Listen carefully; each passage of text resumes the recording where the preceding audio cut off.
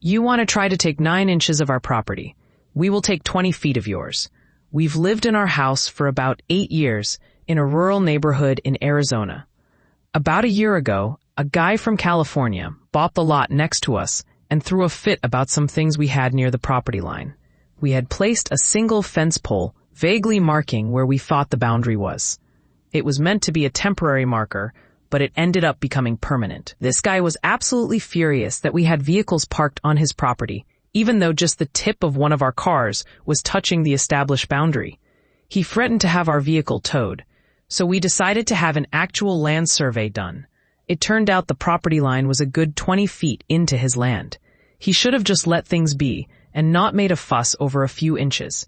To give you some context, we live in a small, rural neighborhood in the mountains of Arizona, where all the houses are on 3 to 5 acre lots. The roads are dirt and unmaintained. When we moved here in 2016, the area was affordable, and we appreciated the relaxed vibe with messy yards. But in recent years, property values have skyrocketed, attracting new neighbors who care about appearances. This neighbor introduced himself by calling the county on several of us anonymously. He bragged about reporting others for their messy yards, so we suspected he included us in his complaints. He even trespassed onto our property by at least 40 feet to inspect our piles of scrap metal. We caught this on camera and confronted him via text.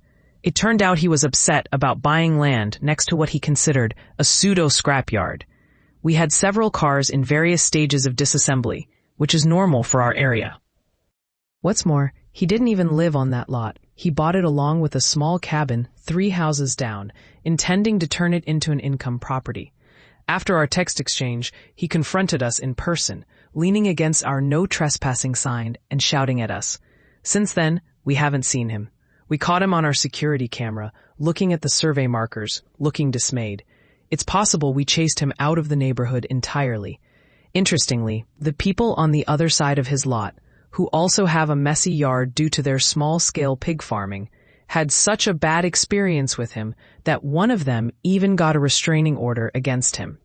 They're now facing a dispute over a shed that she built on his lot over 15 years ago, which means they might have to go to court over ownership.